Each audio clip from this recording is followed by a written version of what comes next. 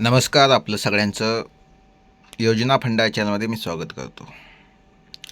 या ठिकाणी ई श्रम कार्डविषयी आपण डिटेलमध्ये माहिती बघणार आहोत, त्यामुळे व्हिडिओ हा शेवटपर्यंत बघा. काय होतं, ज्या व्यक्तीला खरंच गरज आहे तो शेवटपर्यंत बघतो, पण तो बाकीचे फक्त व्हिडिओ स्क्रोल करतात, पुढे घेतात आणि शेवटी कमेंटमध्ये सांगतात की माहिती लक्षात आलेली नाही. माहिती तेव्हाच लक्षात येईल ज्यावेळेस व्हिडिओ तुम्ही स्टार्ट टू एंड शेवटपर्यंत बघाल. त्यामुळे व्हिडिओ शेवटपर्यंत बघा. एक एक माहिती तुमच्या उपयोगाची आहे. जे आपले शेतकरी बांधव आहे त्यांच्यासाठी खूप महत्त्वाची माहिती आपण घेऊन येत असतो. तर चला व्हिडिओ स्टार्ट करूया. बघा, ई श्रम कार्ड 2026 ही भारत सरकारची एक महत्त्वाची योजना आहे, जी असंघटित क्षेत्रातील कामगारांसाठी सुरू करण्यात आली आहे. कुणासाठी? असंघटित क्षेत्रातील कामगारांसाठी.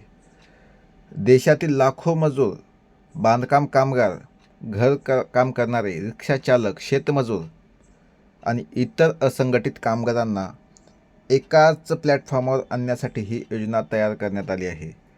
या योजनेद्वारे कामगारांची माहिती राष्ट्रीय डेटाबेसमध्ये नोंदवली जाते, त्यामुळे त्यांना विविध सरकारी योजनांचा थेट लाभ मिळू शकतो.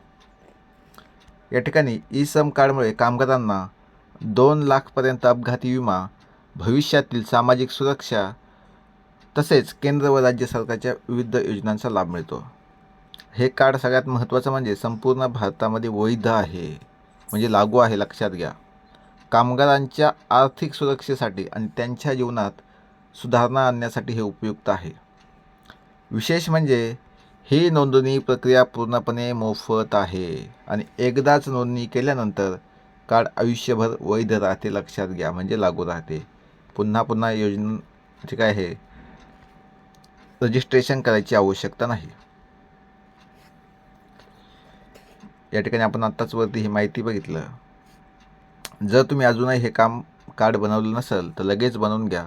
जे काही मजूर आहे, शेतकरी, कामगार, ड्रायव्हर, काम करणारे, छोटा व्यवसाय करणारे, सर्वांसाठी ही सुविधा उपलब्ध आहे.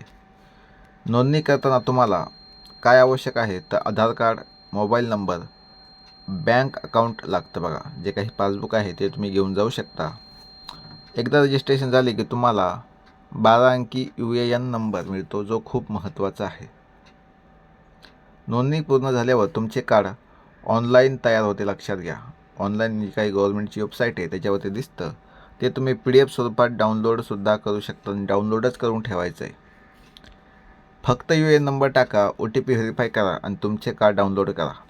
मोबाईलमध्ये सेव्ह करून ठेवले तरी चालते किंवा प्रिंट काढून ठेवू शकता.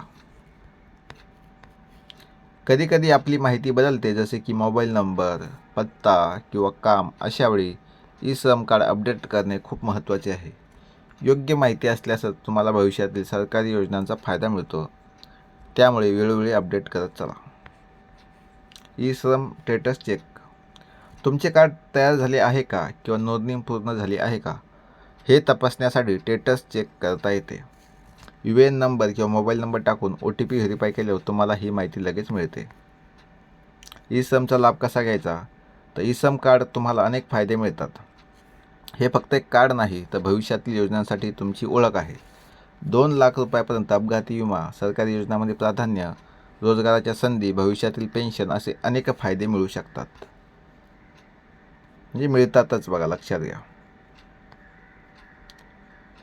ई श्रम सहायता आणि तक्रार. जर तुम्हाला काही तक्रार असेल तर जर नोंदणी, डाउनलोड किंवा अपडेट करताना काही अडचण आली तर तुम्ही हेल्प डेस्कचा वापर करू शकता. मोबाईलमध्ये ज्यावेळेस तुम्ही जाल त्यावेळेस त्या वेबसाईटवर हेल्प म्हणून एक वेगळा ऑप्शन असतो. त्या ठिकाणी तुम्ही कोणतीही कंप्लेंट तुमची नोंदवू शकता. ती जीमेल स्वरूपात असेल, ती लिखित स्वरूपात असेल किंवा कॉलसुद्धा तुम्ही करू शकता. लक्षात घ्या.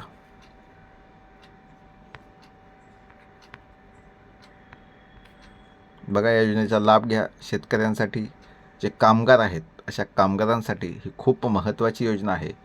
2 लाखापर्यंत विमा म्हणजे हे खूप मोठा आधार आहे. जय हिंद, जय महाराष्ट्र.